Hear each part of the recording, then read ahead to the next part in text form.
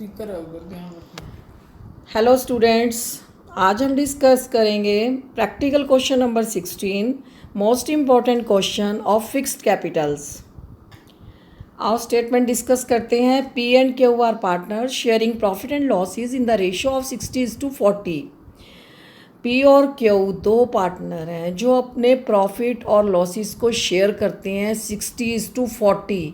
बच्चे ये 60:40 की रेशो देख के डर जाते हैं, ये सब क्या है।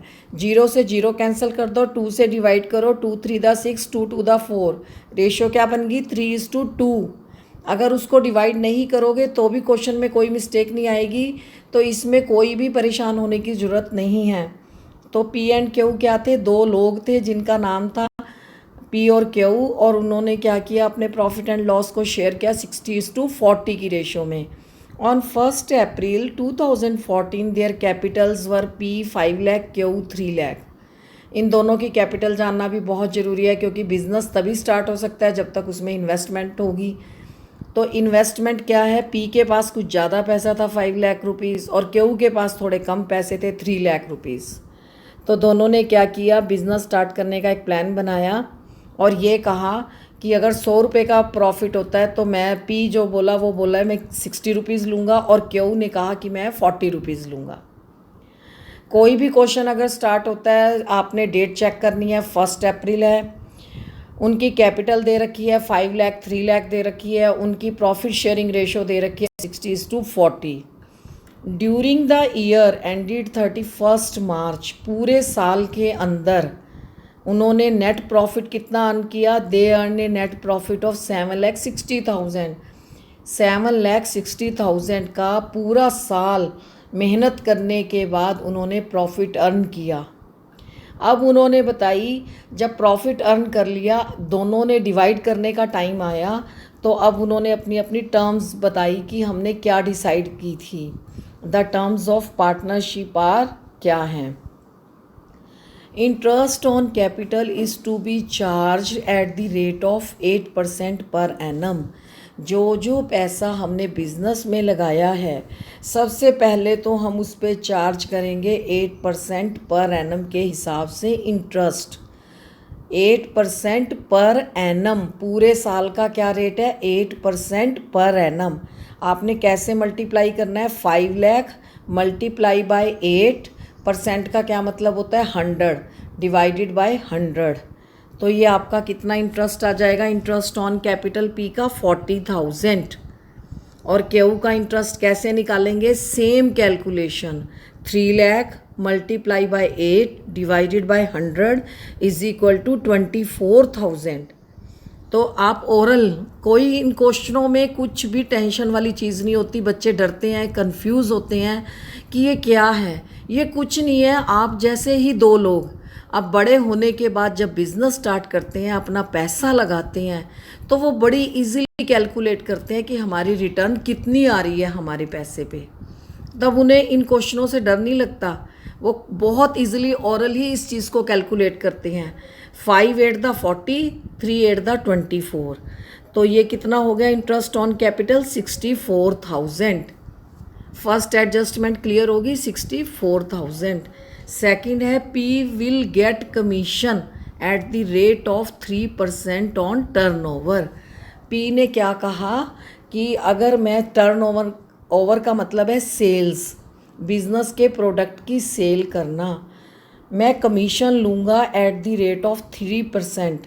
बिजनेस में जितने भी प्रोडक्ट मैं सेल करूँगा, टर्नओवर आएगी या टर्नओवर करूँगा, तो मुझे उसकी कमीशन कितनी मिलेगी, 3%। अब आपने क्वेश्चन के एंड में देखना है टर्नओवर कहाँ दे रखी है। टर्नओवर नीचे दे रखी है लास्ट सेकंड लाइन में, turnover for the year was 20 lakh. 20 lakh को अगर आप 3 से मल्टीप्लाई करोगे divided by 100 is equal to 60,000। तो पी की कमीशन कितनी आ गई टर्नओवर पे, 60,000। मैंने कुछ नहीं किया, रेट भी दे रखा है और टर्नओवर भी दे रखी है। क्वेश्चन के अंदर सारा कुछ लिखा होता है, क्वेश्चन के अंदर ही आंसर होता है सारे क्वेश्चन का। अगर आपने स्टेटमेंट को अच्छे से पढ़ना सीख लिया, उसकी सेंस को पकड़ लिया, तो कोई भी ऐसा नहीं है कि आपके अकाउंट में फुल मार्क्स ना आए। तो यहाँ क्या दे रखा है, P will get eight the rate of 3% on turnover. Question को आप स्टडी करेंगे, आपको टर्नओवर मिल जाएगी, उसमें 20 लाख की दे रखी है और रेट भी दे रखा है 20 lakh into 3/100 is equal to 60,000। P की कमीशन होगी 60,000। नेक्स्ट है Q will get a salary of 5,000 per month. जब भी आप क्वेश्चन सॉल्व करेंगे ये ज़रूर चेक कर लें पर मंथ या पर एनम। अगर पर मंथ लिखा हुआ है तो आप इसको मल्टीप्लाई करेंगे by 12। Q will get a salary of 5,000 per month मतलब multiply by 12 is equal to 60,000। तो क्यू को कितनी सैलरी मिली, 60,000। पी ने अपनी कमीशन ले ली, क्यू ने अपनी सैलरी ले ली, दोनों को 60,000 रुपीज़ मिले। Q will get commission of 5% on profit after deduction of interest, salary and commission including his on commission. Q will get commission of 5%। Q ने सोचा कि मैंने अगर कैपिटल कम लगाई है तो कोई बात नहीं, मैं इसी बिज़नेस से ज़्यादा प्रॉफिट भी अर्न कर सकता हूँ। कैसे, मुझे सैलरी के साथ साथ कमीशन भी चाहिए। कितनी, 5% ऑन प्रॉफिट। वो अलग बात है कि कौन से प्रॉफिट पे चाहिए, इंटरेस्ट की डिडक्शन करने के बाद, सैलरी की डिडक्शन करने के बाद एंड कमीशन डिडक्ट करने के बाद, इंक्लूडिंग हिज ऑन कमीशन। उसकी अपनी कमीशन भी चाहे डिडक्ट कर दो, उसके ऊपर मुझे क्या चाहिए, 5% कमीशन चाहिए उस प्रॉफिट पे। तो क्यू को सैलरी मिली 60,000, पी को कमीशन मिली 60,000, लेकिन क्यू ने क्या कहा कि मैं अलग से कमीशन भी लूँगा सैलरी के साथ साथ, मैं ज़्यादा टाइम लगा रहा हूँ, ज़्यादा काम कर रहा हूँ, तो मुझे नेट प्रॉफिट का 5% कमीशन भी चाहिए। वो अलग बात है कि जो नेट प्रॉफिट है उसमें से आप सारे खर्चे लेस कर दो, प्रॉफिट चाहे कितना भी कम क्यों ना रह जाए, मुझे उसका 5% कमीशन चाहिए। उसमें आपने क्या लेस करना है, जो जो लिखा हुआ है अपने पास से आपने कोई स्टेप नहीं बनाना। क्या लिखा हुआ है, Q will get commission of 5% on profit after deduction of interest, salary and commission including his on commission. सबसे पहले इंटरेस्ट लेस करो आप, फिर सैलरी लेस करो, फिर आप कमीशन लेस करो जो मिली है क्यू को, और उसके बाद उसकी अपनी कमीशन भी लेस करनी है। तो आपने क्या करना है, वो नेट प्रॉफिट आएगा आपका आफ्टर चार्जिंग हिज। इस लाइन का क्या मतलब हो गया, आफ्टर चार्जिंग हिज कमीशन। तो इस क्वेश्चन के अंदर अपने आप ऑटोमेटिकली क्या हो गया, 5/105।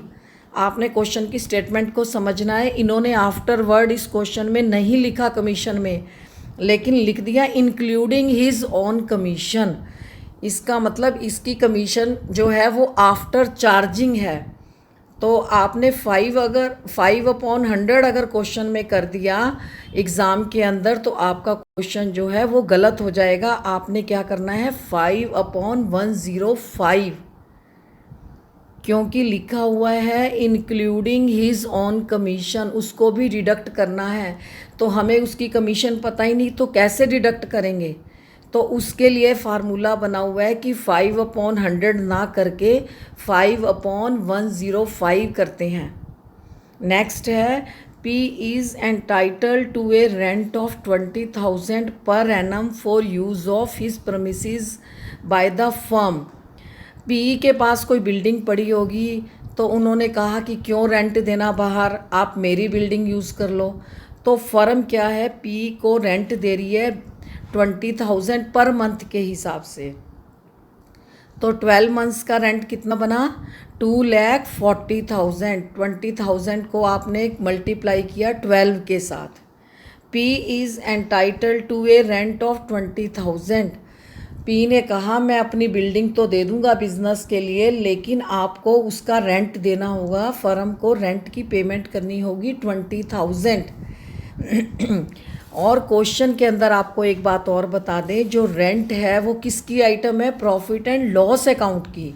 और बाकी सारी आइटमें किसकी थी? प्रॉफिट एंड लॉस एप्रोप्रिएशन की। बच्चे यही मिस्टेक करते हैं, उन्हें ये पता नहीं चलता कि प्रॉफिट एंड लॉस और प्रॉफिट एंड लॉस एप्रोप्रिएशन की कौन सी अलग अलग आइटम्स हैं। रेंट जो है वो किसकी है? प्रॉफिट एंड लॉस अकाउंट की आइटम है। तो सबसे पहले आपने क्या किया? कोई भी प्रॉफिट अगर आप profit and loss appropriation account में लिखोगे तो सबसे पहले आप रेंट लेस करोगे, उसमें से जो प्रॉफिट बचेगा उसको ट्रांसफ़र करोगे profit and loss appropriation account में।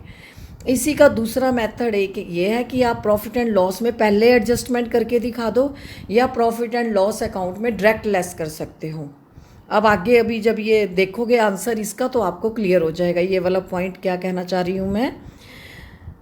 तो इसमें क्या था कि रेंट जो है वो पी को मिल रहा है 20,000 रुपये और ये प्रॉफिट एंड लॉस एप्रोप्रिएशन में ना आके प्रॉफिट एंड लॉस अकाउंट की आइटम है।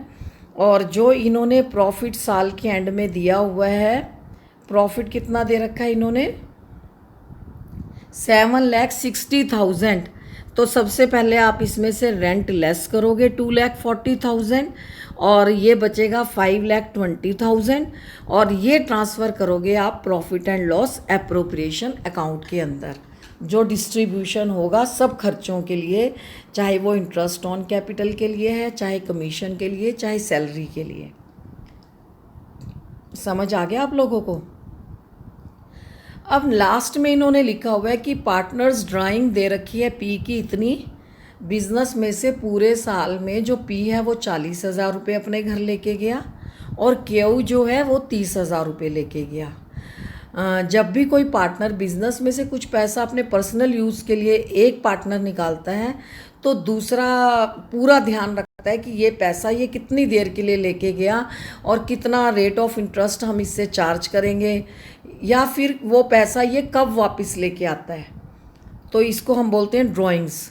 और टर्नओवर दे रखी है। After considering the above factor you are required to profit and loss appropriation account and capital account of the partner. आपने क्या प्रिपेयर करना है इसमें? Profit and loss appropriation account and the capital account of the partners. ये statement आपको कुछ समझ आई? अब आगे आगे आपको और क्लियर हो जाएगी। इम्पॉर्टेंट पॉइंट इस क्वेश्चन के क्या हैं? दो पार्टनर हैं पी और क्यू, उनकी कैपिटल है 5 लाख 3 लाख, उनकी रेशो दे रखी है क्वेश्चन में 60:40। नेट प्रॉफिट दे रखा है 7,60,000, लेकिन बीच में एक आइटम और दे रखी है रेंट वाली। ये आपने बड़े ध्यान से ध्यान रखना है कि ये जो प्रॉफिट दे रखा है ये प्रॉफिट एंड लॉस एप्रोप्रिएशन में डायरेक्ट नहीं लिखना। पिछले सारे क्वेश्चनों में जो भी प्रॉफिट क्वेश्चन में दिया होता था हम सारा ट्रांसफ़र करते थे direct profit and loss appropriation में। इसमें प्रॉफिट ट्रांसफ़र तो करना है पर रेंट लेस करने के बाद, बस आपने इसमें ये ध्यान रखना है इसके प्रॉफिट में। नेक्स्ट है interest on capital eight the rate of 8% per annum. ये बिल्कुल पिछले क्वेश्चंस की तरह ही है सारा। और पी को कमीशन मिलेगी टर्नओवर के ऊपर 3% ऑन टर्नओवर। क्यू की सैलरी 5,000 पर मंथ। इस लाइन में आपने ये ध्यान रखना है कि ये पर एनम नहीं है, पर मंथ है, तो हम इसको 12 से मल्टीप्लाई करें। और नेक्स्ट है Q will get commission 5% on profit after deduction of interest salary and commission including his on commission. अब इन्होंने कमीशन के बारे में ना बिफोर वर्ड यूज़ किया है ना आफ्टर वर्ड यूज़ किया है। दैट मीन्स कि सारी कमीशनें लेस करनी है तो वर्ड आ गया आफ्टर। वर्ड हो गया क्यू के लिए वर्ड क्या बन गया, क्योंकि उसको बाद में कमीशन मिल रही है तो उसकी अपनी कमीशन के लिए क्या वर्ड यूज़ हो गया? After word. तो क्या होगा? नेट प्रॉफिट पे 5% आपने क्यू को कमीशन देनी है और प्रॉफिट में से क्या क्या लेस करना है? इंटरेस्ट, सैलरी, पी की commission and his on commission. इस लाइन में आपने ध्यान रखना है कि 5/100 ना कर देना, 5/105 करना है आपने। अब P is entitle with a rent of 20,000 per month. इन्होंने जान के बच्चों को पजल करने के लिए रेंट कौन से नंबर पे लिखा है, 4th 5th नंबर पे लिखा है, ताकि बच्चे कुछ ना कुछ मिस्टेक करें। तो रेंट आपने सबसे पहले कहाँ लेस करना है, जो प्रॉफिट दे रखा है उसमें से आपने लेस करना है 7,60,000 माइनस रेंट 2,40,000। और जो रेंट है वो भी पर मंथ लिखा हुआ है, इसको आपने 12 से मल्टीप्लाई करना है, फिर 7,60,000 में से लेस करना है। जो प्रॉफिट 5,20,000 का आएगा आपने उसको ट्रांसफ़र करना है P&L अप्रोप्रिएशन अकाउंट में। फिर इनकी ड्राइंग्स दे रखी हैं और सेल्स बता रखी है कि 20 लाख की सेल हुई थी, आपने उसको P को कमीशन देनी है इस सेल पे। अब देखो नेट प्रॉफिट को ट्रांसफ़र किया, सबसे पहले क्वेश्चन में हमने बनाना है profit and loss appropriation account. तो सबसे पहले आप क्या करोगे, net profit transfer to P&L appropriation account. Net profit कौन सा होगा, 7,60,000 माइनस रेंट। बिकॉज रेंट क्यों लेस किया, रेंट है P&L अकाउंट की आइटम, इन्होंने उस रेंट को वहाँ ना लेस करके स्टूडेंट्स को पजल करने के लिए इस क्वेश्चन में लिख दिया। तो आपने एग्ज़ाम में याद रखना है कि इस रेंट को आपने सबसे पहले लेस करना है 5,20,000। सेकंड पॉइंट क्या है, net profit after deducting interest on capital, salary and P commission. जो नेट प्रॉफिट पे कमीशन मिलेगी क्यू को, वो सारी चीज़ें लेस करने के बाद मिलेंगी। अब हमारा प्रॉफिट 5,20,000, उसमें से 64 इंटरेस्ट ऑन कैपिटल, 60,000 की जो है कमीशन है, 60,000 की क्यू की सैलरी है। तो नेट प्रॉफिट कितना आ गया, 3,36,000। अब ये जो प्रॉफिट आया है, क्यू कहता है मेरे को इसी पे 5% कमीशन दे दो। आपने अपनी फर्म के सारे खर्चे निकाल लिए, फर्म ने अपने सारे खर्चे निकाल लिए, अब जो पैसा बचा नेट प्रॉफिट का, बेशक मेरे को इसी पे 5% दे दो। तो लेकिन इसमें जो कमीशन मिल रही है वो भी इंक्लूडिंग, मतलब आफ्टर चार्जिंग हिज कमीशन है। तो आप करोगे 5/105। ये छोटे छोटे मेन पॉइंट्स आपने इस क्वेश्चन के याद रखने हैं। तो ये क्यू की कमीशन कैलकुलेट करके आ गई 16,000। Q commission is equal to 16,000, Q की सैलरी 60,000, इंटरेस्ट ऑन कैपिटल आपको अच्छे से बताया जा चुका है, 5 lakh into 8.100 is equal to 40,000। Q का इंटरेस्ट ऑन कैपिटल कैसे बना, 24,000, जब हमने 8% का इसको इंटरेस्ट दिया। ये वर्किंग नोट आप अच्छे से एक बार फिर देख लें। पीस की कमीशन जो बनेगी 20 lakh into 3/100 is equal to 60,000। P का रेंट जो है वो पर मंथ है, उसको 12 से मल्टीप्लाई किया, 2,40,000। अब आपने आना है सॉल्यूशन पे, profit and loss appropriation account. मैंने आपको क्या कहा था, जो ये प्रॉफिट दे रखा है इसमें से सबसे पहले आपने रेंट को माइनस करना है। तो ये आ गया हमारा 5,20,000। अगर आपने यहाँ लिख दिया 7,60,000, आपका सारा क्वेश्चन गलत हो जाएगा। इसलिए आपने जो भी P&L की कोई भी आइटम है, ये रेंट जो है वो कहाँ की आइटम है, P&L की, और बाकी की आइटमें इसको हम P&L अप्रोप्रिएशन में नहीं लिख सकते। P&L अप्रोप्रिएशन का फॉर्मेट मैंने आपको पहले बताया था सारा, कि उसकी आइटम्स फिक्स हैं यहाँ पे, जो भी आपको बताया। उसके बाद है दूसरी साइड पे आपने सारे खर्चे लिखे, to interest on capital. Firm को, पार्टनर को कितना इंटरेस्ट ऑन कैपिटल देना पड़ेगा, 64,000। क्यू की सैलरी देनी पड़ेगी 60,000, पी को कमीशन 60,000, क्यू को 16,000। इन सब के वर्किंग नोट आप देख चुके हो, इम्पॉर्टेंट पॉइंट देख चुके हो, स्टेटमेंट में भी समझ चुके हो। अब सिर्फ आपने ये देखना है इनको लिखना कैसे हैं। सारे खर्चे लेस करने के बाद जो प्रॉफिट आया वो आया 3,20,000। इसको हमने डिवाइड कर दिया 60:40 की रेशो में between P and Q and इनके पार्टनर्स, जो कैपिटल अकाउंट है उनको क्रेडिट कर दिया। अब आते हैं पार्टनर्स के कैपिटल अकाउंट पे। पार्टनर्स की जो कैपिटल है वो लाइबिलिटी होती है। लाइबिलिटी का कौन सा बैलेंस होता है, क्रेडिट बैलेंस होता है। 1 अप्रैल फर्स्ट डेट का बाय बैलेंस बीडी। जब भी आपने पार्टनर्स के कैपिटल अकाउंट बनाने हैं, जो भी कैपिटल इनकी क्वेश्चन में दी हुई है उसको सबसे पहले कहाँ लिखना है? क्रेडिट साइड में लिखना है। पार्टनर्स की कैपिटल को कहाँ लिखना है? सबसे पहले जब पार्टनर्स के कैपिटल अकाउंट बनाओगे, क्रेडिट साइड में बाय बैलेंस बीडी करके आपने लिखना है बाय बैलेंस ब्रॉट डाउन। दोनों पार्टनर्स बिजनेस में कितनी कैपिटल लेकर आए? 5 लाख, 3 लाख। पी ने कहा मेरे पास 5 लाख रुपए हैं, क्यू ने कहा 3 लाख रुपीज़ हैं।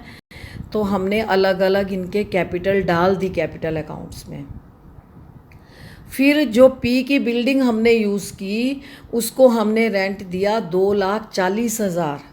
पूरे साल का पी को रेंट कितना मिला? 2,40,000। इसको क्रेडिट में क्यों लिखा? क्योंकि ये इसके लिए इनकम है, इसके लिए इनकम है, इसलिए हमने इसके अकाउंट में इसको क्रेडिट किया।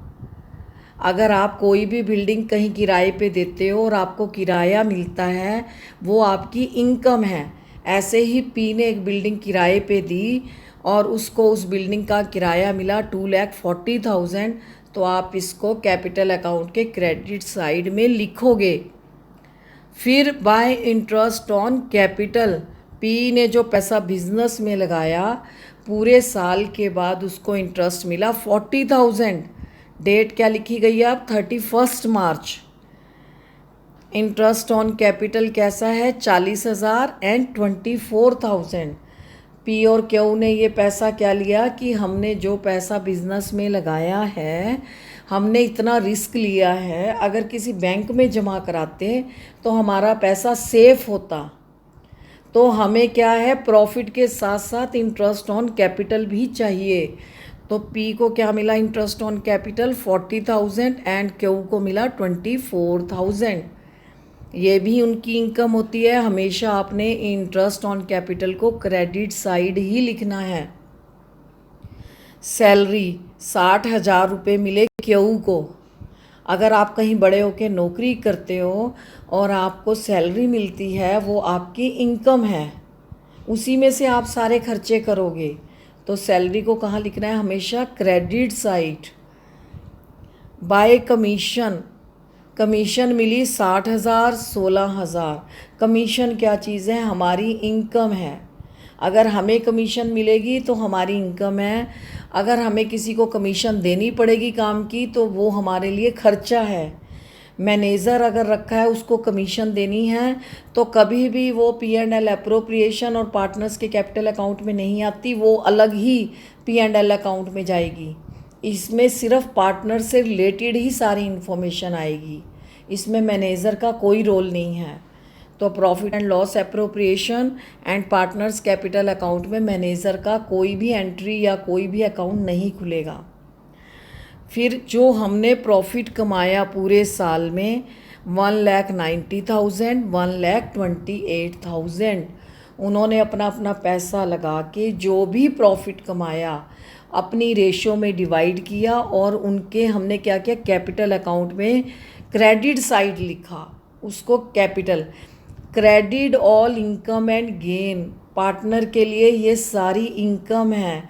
ये दो पार्टनर ने जो काम शुरू किया उनको क्या क्या पैसा मिला? रेंट से पैसा मिला, इंटरेस्ट ऑन कैपिटल मिला, सैलरी मिली, कमीशन मिला और प्रॉफिट भी मिला। तो ये सब उनके कैपिटल अकाउंट में इनकम बनी। उसको कैपिटल अकाउंट में आपने क्रेडिट साइड लिखना है। डेबिट साइड में आप क्या लिखोगे? 2 ड्राइंग्स, पूरे साल में वो जितना पैसा अपने घर लेके गए उसको आपने हमेशा डेबिट साइड लिखना है। डेबिट ऑल एक्सपेंसेस, सारे खर्चे कहाँ लिखने हैं? आपने डेबिट साइड में लिखने हैं। ये शॉर्टकट याद कर लो। पार्टनर्स के कैपिटल अकाउंट में क्या है? इनकम सारी क्रेडिट साइड लिखनी है पार्टनर्स की, और पार्टनर के खर्चे लिखने हैं डेबिट साइड। बिजनेस में काम कर रहे थे, अचानक घर में 40,000 रुपीज़ की ज़रूरत पड़ गई पर्सनल यूज़ के लिए। तो ये क्या हुआ? पार्टनर का खर्चा हो गया। तो 40,000 और 30,000 जो उन्होंने बिजनेस में ना खर्च करके अपने पर्सनल यूज़ के लिए खर्च करे, that is drawings debit side में। दोनों साइड का टोटल करना है, जिधर ज़्यादा है उसमें से ड्राइंग्स लेस करनी है। तो बैलेंस CD आ गया 9,92,000 एंड 4,98,000। उन्होंने कितनी कितनी कैपिटल लगाई थी साल के शुरू में? 5 लाख एंड 3 लाख। और अब उनकी कैपिटल कितनी बन चुकी है? 10,32,000 और इसकी बन चुकी है 5,28,000। Very good return in business. अब हम वर्किंग नोट पे एक बार फिर नज़र मारते हैं। Net profit transfer from P&L account to P&L appropriation में क्या किया? रेंट को लेस किया। फिर net profit after deducting interest on capital, salary, commission, ये तीनों चीज़ें लेस की तो 3,36,000 आया। क्यों की कमीशन कैसे कैलकुलेट की? 5/105, दैट मीन्स 16,000। Thank you.